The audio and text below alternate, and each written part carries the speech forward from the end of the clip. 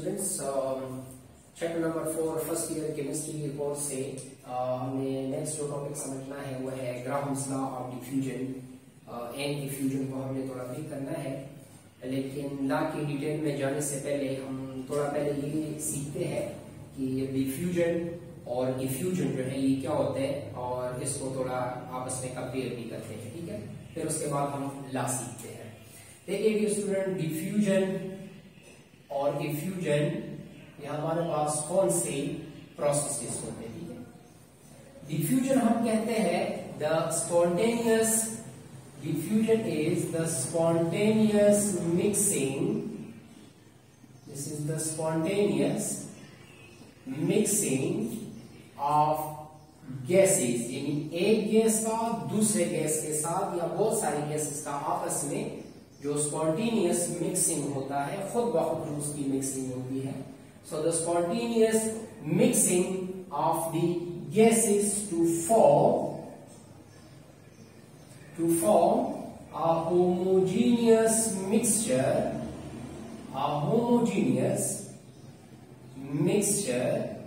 that process is called, जिसमें gases spontaneously आपस में मिक्स करे और होमोजीनियस मिक्सचर बनाए, that process for the gases is called diffusion। हम इसको नाम डिफ्यूजन का देते हैं। लेट फॉर एग्जांपल, हमारे पास एक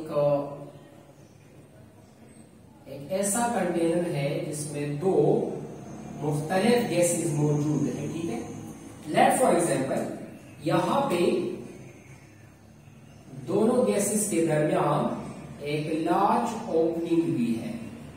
एक साइड पे एक गैस मौजूद है, दूसरे साइड पे दूसरा गैस है। लेट फॉर एग्जांपल, एक तरफ ये गैस, आप इसको गैस ए का नाम दे सकते हैं, दूसरी तरफ हमारे पास एक दूसरा गैस है, गैस बी। सपोज करते हैं ये गैस बी है और इस साइड पे गैस ए है। तो जब गैसेस स्पॉन्टेनियसली आपस में मिक्स हो जाए, तो मॉलिक्यूलर कोलिजन्स मिक्स हो, लार्ज ओपनिंग के जरिए मिक्स हो जाए, then that whole process for the mixing of gases is known as diffusion.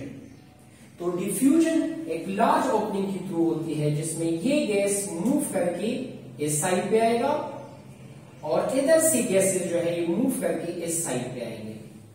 तो कुछ टाइम के बाद दोनों साइड पे ये इस कंटेनर में ये एक होमोजीनियस मिक्सचर जो है वो बना डालेंगे। सो द प्रोसेस जिसमें गैसेस कुछ इस तरह मिक्स हो कि वो होमोजीनियस मिक्सचर बनाए, then that process of the mixing of gases, dear student, is called diffusion process। याद रखना है कि डिफ्यूजन प्रोसेस में रिमेंबर दैट कि डिफ्यूजन जो है, diffusion is occurs through molecular collisions। Diffusion molecular collisions के थ्रू होती है, ठीक है। इसमें गैसेस आपस में कोलाइड करके होमोजीनियस मिक्सचर बनाते हैं, तो ये डिफ्यूजन मॉलिक्यूलर कोलिजन्स के थ्रू होती है, ठीक है। नेक्स्ट पॉइंट कि डिफ्यूजन जो है, डिफ्यूजन एक स्पॉन्टेनियस प्रोसेस है। स्पॉन्टेनियस एक ऐसा प्रोसेस जो खुद ब खुद हो, ये एक स्पॉन्टेनियस प्रोसेस है डिफ्यूजन। नेक्स्ट पॉइंट ये है कि डिफ्यूजन जो है, डिफ्यूजन ऑफ गैस जो है, that is inversely related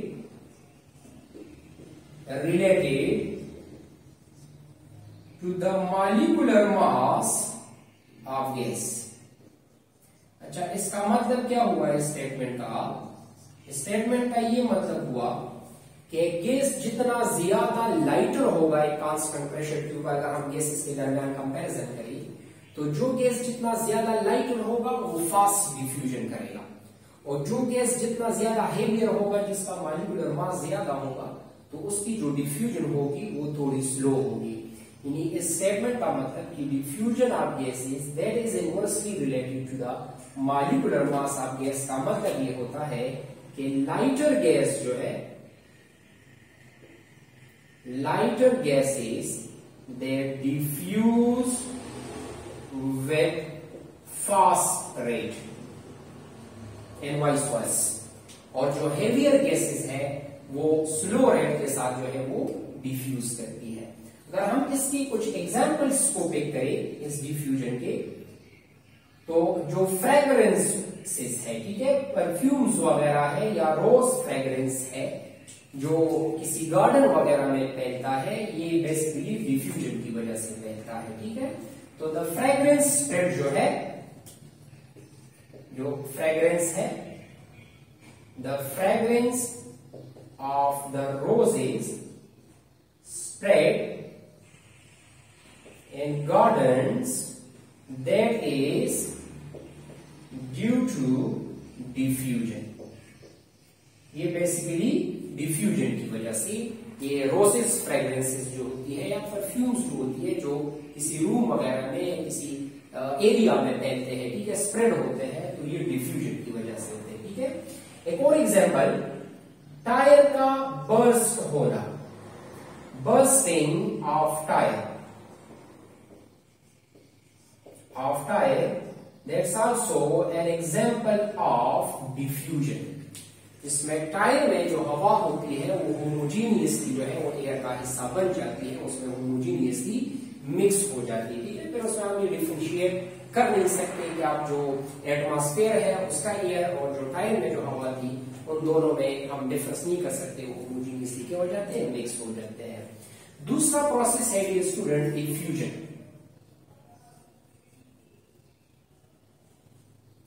effusion हम डिफाइन कर सकते हैं कुछ इस तरह कि effusion is the escape of, effusion is the escape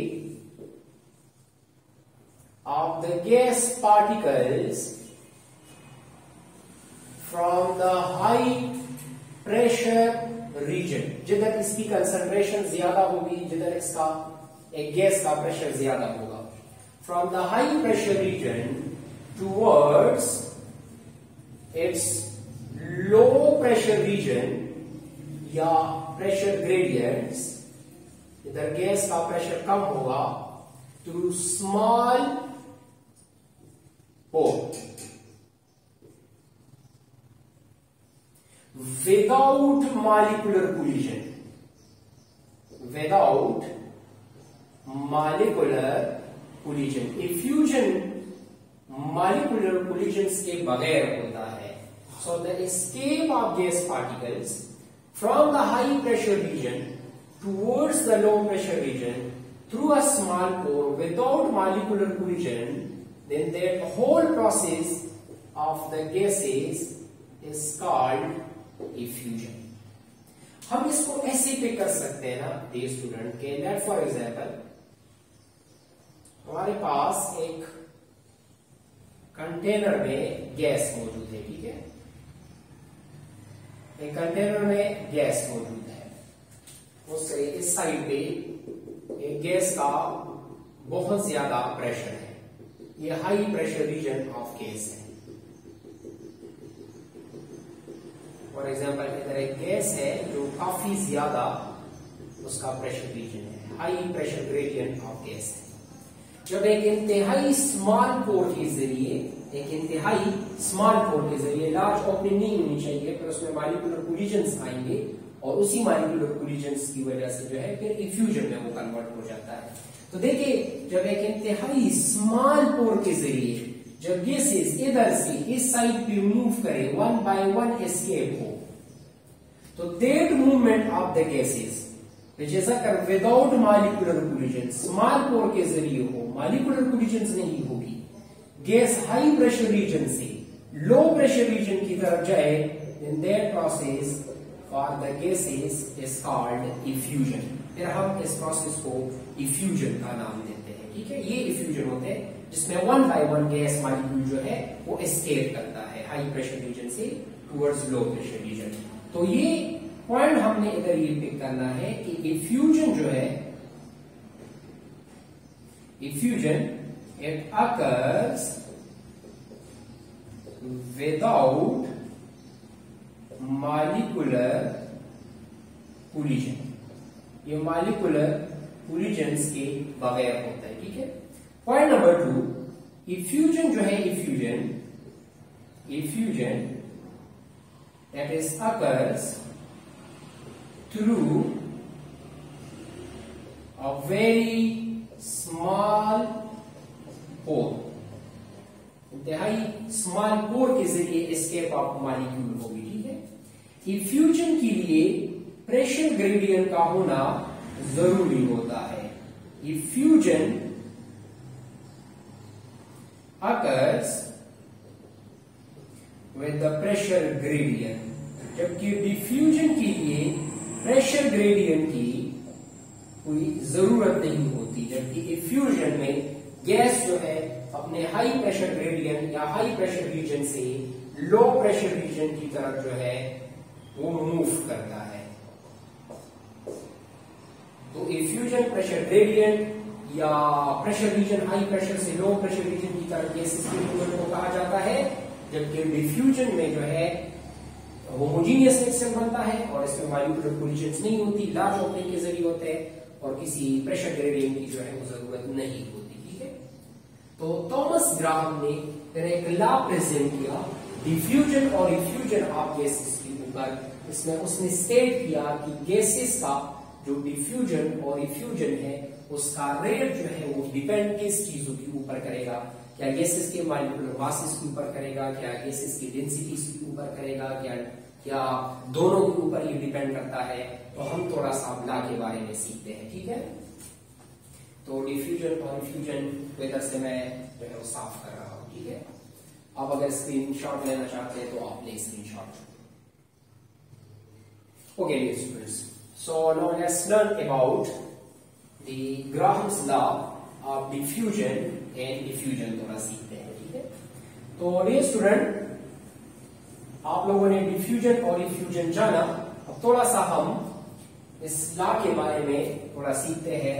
the law is related to the rate of diffusion and effusion. तो लॉ ये स्टेट करती है, law states that the rate of diffusion or diffusion of the gases is inversely proportional, that is inversely proportional to the square root of their molecular masses। gases की बात हो रही है या उस gases की densities के square root के inversely proportional आता है, ठीक है।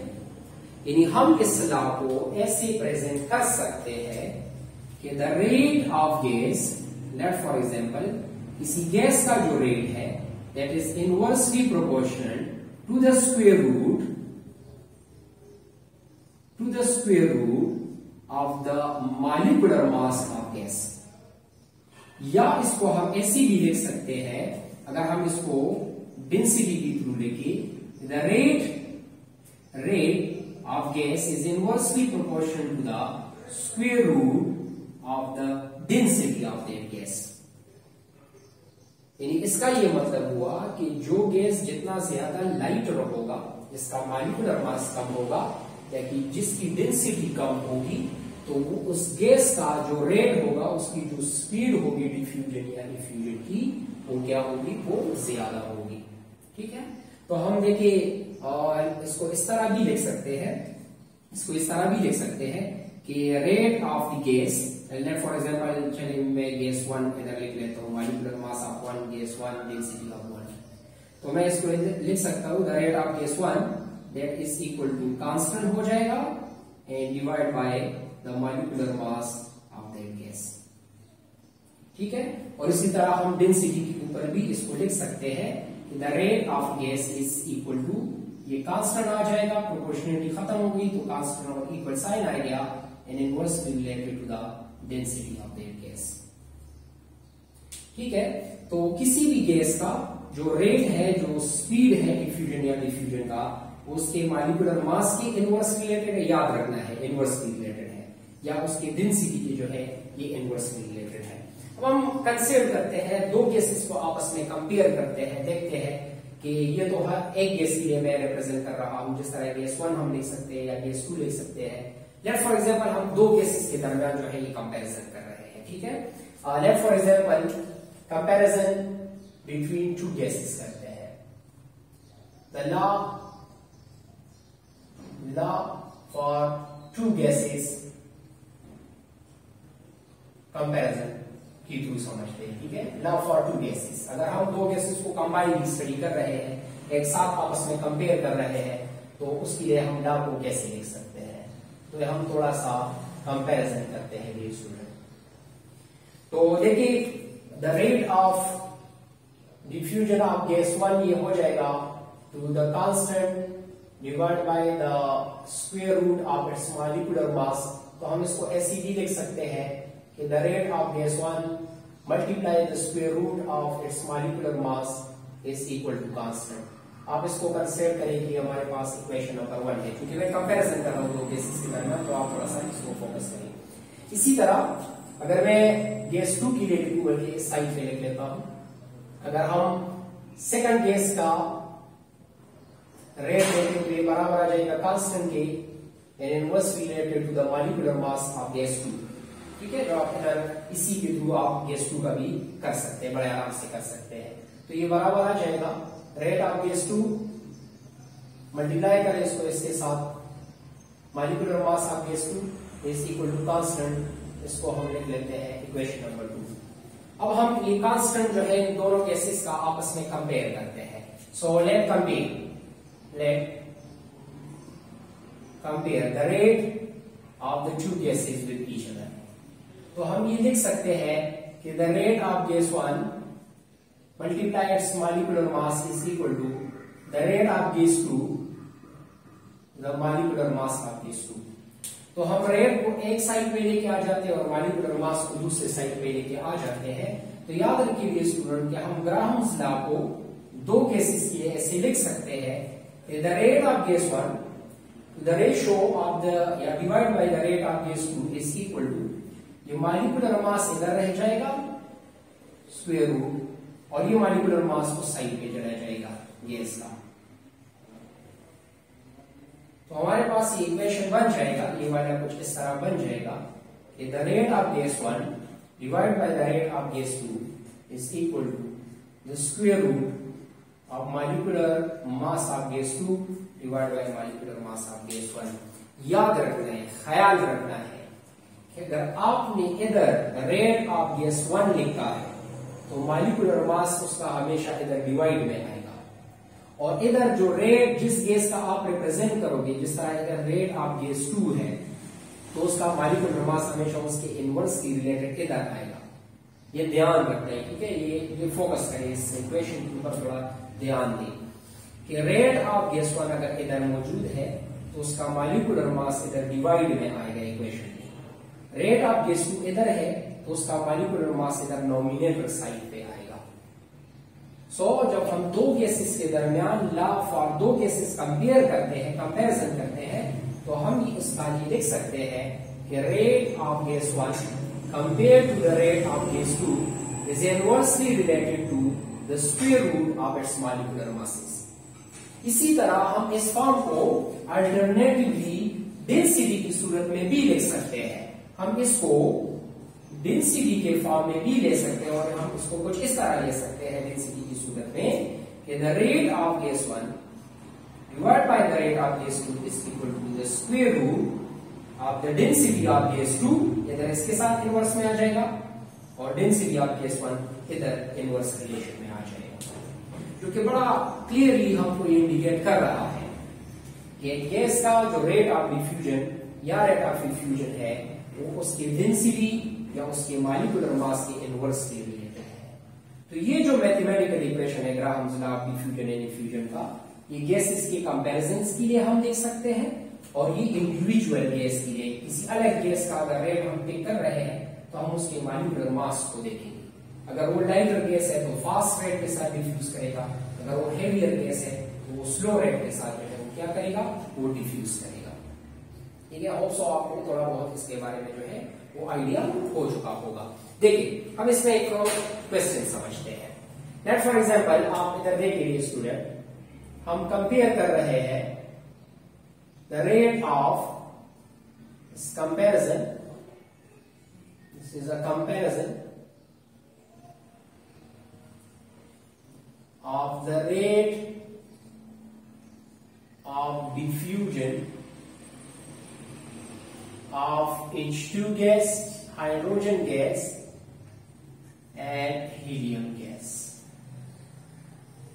हम इसके रेट के दरमियान जो है, उसके डिफ्यूजन के रेट के दरमियान क्या कर रहे हैं, कंपैरिजन कर रहे हैं। देखिए हमको ये मालूम है कि जो मॉलिक्यूलर मास है ऑफ H2, तो अगर मैं पर मोल की बात करूं तो H2 का 2 ग्राम पर मोल इसका मॉलिक्यूलर मास होते हैं, ठीक है। जबकि हीलियम का मॉलिक्यूलर मास पर मोल के हिसाब से बता रहा हूं, ये बराबर होते हैं 4 ग्राम पर मोल इस हीलियम का जो मास है, ठीक है, इसका मोलर मास होते हैं, ठीक है, हीलियम का। और हाइड्रोजन का जो मोलर मास है, ठीक है, वो 2 ग्राम पर मोल होता है। तो देखिए हम इसके ऊपर थोड़ा ग्राहम्स लॉ को अप्लाई करते हैं। तो जब हम ग्राहम लॉ को अप्लाई करेंगे तो ये देखिए rate of diffusion of hydrogen to that of the rate of diffusion of helium is equal to the square root molecular mass, इसके थ्रू आपको ये समझा रहा हूं, तो the molecular mass of helium divide by molecular mass of hydrogen.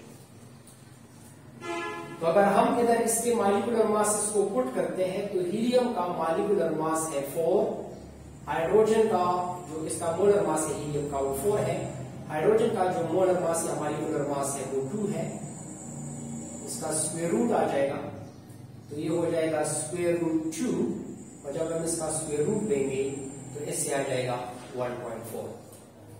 Point ये है कि इस 1.4 का इधर मतलब क्या है, ये जो हमने हाइड्रोजन और हीलियम के रेट ऑफ डिफ्यूजन को कंपेयर किया है आपस में इस फार्मूले के जरिए, ग्राहम्स लॉ का जो मैथमेटिकल फॉर्म है, इस 1.4 का मतलब क्या होता है। 1.4 का मतलब ये होता है डियर स्टूडेंट कि हाइड्रोजन जो है, hydrogen H2 gas diffuse 1.4 times faster than helium gas। Hydrogen gas चूंकि लाइटर है और लाइटर गैस हमेशा हेवियर गैस से फास्टर जो है डिफ्यूज होता है, तो हाइड्रोजन हीलियम के मुकाबले में 1.4 टाइम्स जो है ये फास्टर जो है ये डिफ्यूज कर सकता है। ये कंपैरिजन हम बहुत सारी गैसेस के दरमियान कर सकते हैं कि एक गैस का रेट ऑफ डिफ्यूजन दूसरे गैस के मुकाबले में कितना ज्यादा है या कितना कम है, ये हम ग्राहम्स लॉ के इस फॉर्म से या इस फॉर्म से कर सकते हैं, या मॉलिक्यूलर मास के थ्रू कर सकते हैं, या उसके डेंसिटी के थ्रू हम ये मालूम कर सकते हैं। फर्दरमोर हम इधर इस ग्राहम्स लॉ में इसका एक्सपेरिमेंटल वेरिफिकेशन समझते हैं।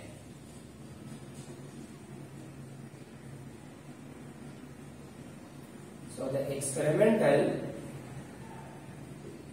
verification of Graham's law,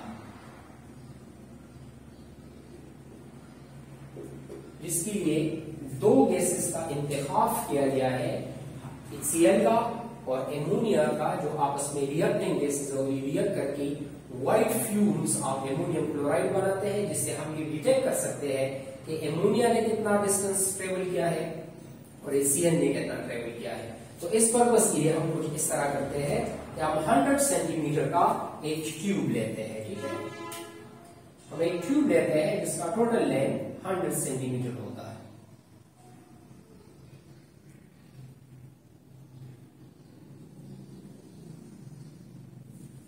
देखिए एक ट्यूब लिया जाता है,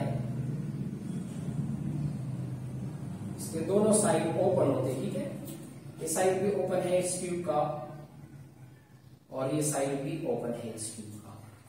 इस ट्यूब का जो टोटल लेंथ होता है, ठीक है, ट्यूब का टोटल लेंथ ये 100 सेंटीमीटर का ये टोटल ट्यूब है, ये इसका टोटल लेंथ होता है 100 सेंटीमीटर।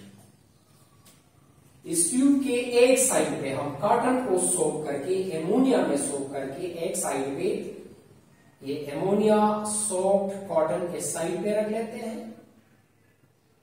ये NH3 सोक्ड कॉटन है।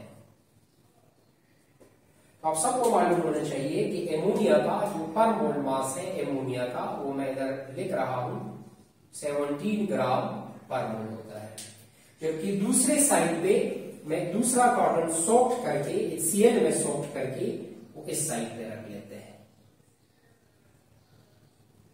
तो हम तो कहते हैं कि ये HCl सोक्ड कॉटन है। HCl का जो मास होता है, ठीक है, जो मोलर मास है वो 36.5 ग्राम पर मोल होता है। तो देखिए डिफ्यूजन तो स्पॉन्टेनियस होते हैं, तो हमने थोड़ी देर पहले समझा। तो HCl एक डायरेक्शन में मूव करेगा, एमोनिया दूसरी तरफ आएगा। तो देखिए HCl जो है इस डायरेक्शन में डिफ्यूज हो रहा है इधर इस ट्यूब में, और एमोनिया जो है वो इस डायरेक्शन में डिफ्यूज हो रही है। तो जब जिस पॉइंट के ऊपर एमोनिया और HCl आपस में मिलेंगे तो ये रिएक्ट करेंगे, और रिएक्शन के दौरान ये व्हाइट फ्यूम्स आप एमोनियम क्लोराइड बनाएंगे, जो हमें इस ट्यूब में जो है उस पॉइंट को हमने पिक करना है, डिटेक्ट कराना है, उस जगह को हम इस ट्यूब में जो है वो क्या कर लेंगे, मार्क कर लेंगे। तो HCl और एमोनिया जब आपस में रिएक्ट कर जाते हैं पॉइंट के ऊपर, तो सपोज कि इस पॉइंट के ऊपर जो है इन दोनों ने आपस में रिएक्ट कर लिया है। हमको कैसे पता चलेगा? हमको एमोनियम क्लोराइड के व्हाइट फ्यूम्स के जरिए पता चलेगा। बिकॉज इधर जो है here ammonium chloride white fumes they are formed, क्योंकि from the reaction of ammonia और HCl बनता है। तो इधर से हमको ये पता चलेगा कि एमोनिया ने कितना डिस्टेंस यहां तक ट्रेवल किया है और HCl ने कितना डिस्टेंस यहां तक ट्रेवल किया है। हम उसको मेजर करते हैं। जब इसको मेजर किया गया तो ammonia white fumes of ammonium chloride जिस जगह पे बनते हैं ट्यूब में, उस जगह तक ये कवर करता है 60 सेंटीमीटर का डिस्टेंस, और HCl जो है वो कवर करता है 40 सेंटीमीटर का डिस्टेंस। तो देखिए सिंपल सी बात है, जो गैस लाइट में होगा वो ज्यादा डिस्टेंस ट्रेवल करेगा और कम टाइम में ट्रेवल करेगा। जो कि हेवियर गैस होगा वो कम डिस्टेंस ट्रेवल करेगा लेकिन टाइम भी ज्यादा लेगा, बिकॉज वो बड़ा स्लोली ट्रेवल करेगा। तो जो गैस किसी डिस्टेंस को ट्रेवल करने में ज्यादा टाइम लेता है, इसका मतलब ये है कि उसकी डिफ्यूजन स्लो हो रही है। और जो गैस, ठीक है, जो गैस एक डिस्टेंस को कवर करने में कम टाइम ले रहा है, थोड़ा टाइम ले रहा है, इसका मतलब यह है कि उसकी जो डिफ्यूजन है वो थोड़ी फास्ट हो रही है दूसरे गैस के मुकाबले में। तो अगर हम एक्सपेरिमेंटली इसको देखें तो हम ये इलस्ट्रेट कर सकते हैं कि the rate of ammonia to the rate of HCl that is equal to distance covered by ammonia। Ammonia ने कितना कवर किया है ट्यूब में, divide by the distance covered or traveled by HCl। तो अगर हम इसमें वैल्यू स्पॉट करें तो एमोनिया ने कवर किया है 60 सेंटीमीटर का डिस्टेंस, HCl ने कवर किया है 40 सेंटीमीटर का डिस्टेंस। जब इसका हम नेट रिजल्ट देखें ये 1.5 आता है एक्सपेरिमेंटली फ्रॉम दिस एक्सपेरिमेंट। इस 1.5 का मतलब ये है कि एमोनिया HCl के मुकाबले में ammonia diffuse 1.5 times faster than HCl। ये तो हमने एक्सपेरिमेंटली फाइंड किया। अब इसके ऊपर हम लाई अप्लाई करते हैं। According to law. अब जरा लॉ अप्लाई करते हैं। तो देखिए लॉ हमको क्या कहते हैं, लॉ हमको ये कहता है, जिसको हम इसके मॉलिक्यूलर मास या डेंसिटी से जो है वो डायरेक्टली मालूम कर सकते हैं। तो लॉ हमको ये स्टेट करता है कि rate of ammonia to the rate of HCl is equal to the molecular mass of HCl divided by the molecular mass of ammonia, और उसका हम ले लेंगे स्क्वायर रूट।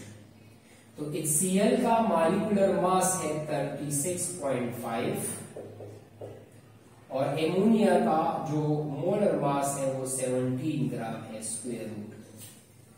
तो जब इसका स्क्वायर रूट लिया जाएगा तो इसके रिजल्ट में भी आएगा 1.5। इसका मतलब ये है कि लॉ एक्सपेरिमेंटली वेरीफाइड है फ्रॉम दिस एक्सपेरिमेंट कि एक्सपेरिमेंटली एमोनिया का जो डिफ्यूजन रेट आता है कंपेयर टू HCl वो लॉ के मुकाबले में भी या लॉ के थ्रू भी वही आ रहा है। इट मीन कि लॉ जो मॉलिक्यूलर मास या डेंसिटी की कंपैरिजन के थ्रू गैसेस की डिफ्यूजन या डिफ्यूजन के रेट की बात कर रहा है गैसेस के कंपैरिजन के लिए, उसी तरह जो है एक्सपेरिमेंटली भी आ गया है 1.5। तो 1.5 टाइम्स एमोनिया एक्सपेरिमेंटली कंफर्म है, 1.5 टाइम्स एमोनिया तो जो लॉ है उसी के मुताबिक भी कंफर्म है। तो ग्राहम्स लॉ के मुताबिक देखिए सुनिए, पॉइंट को पिक करिए, जो गैस लाइटर है वो फास्टर डिफ्यूज करेगा, जो गैस हेवियर है जिसका मॉलिक्यूलर मास ज्यादा है, जिसकी डेंसिटी ज्यादा है, वो स्लोली जो है वो ट्रेवल करेगा। So the point is the gas जो लाइटर होगा, लाइटर गैस डिफ्यूज फास्टर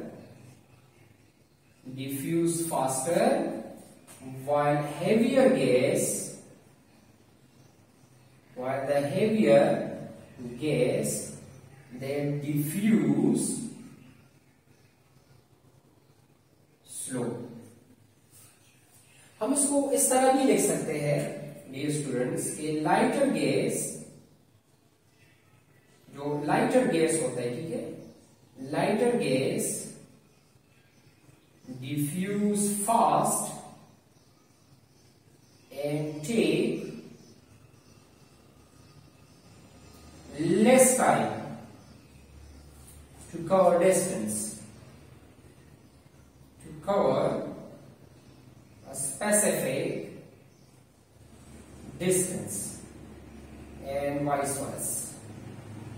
और अगर heavier gas होगा तो ये ऑब्वियस बात है कि वो स्लोली डिफ्यूज करेगा, और जब स्लोली डिफ्यूज करेगा तो वो टाइम ज्यादा लेंगे खास डिस्टेंस को कवर करने के लिए। लेट फॉर एग्जांपल अगर 30 सेंटीमीटर डिस्टेंस है हमारे पास, सपोज करें 30 सेंटीमीटर डिस्टेंस है हमारे पास, एमोनिया गैस है और HCl गैस है, और डिस्टेंस दोनों के लिए आपने सेम रखा है 30 सेंटीमीटर डिस्टेंस।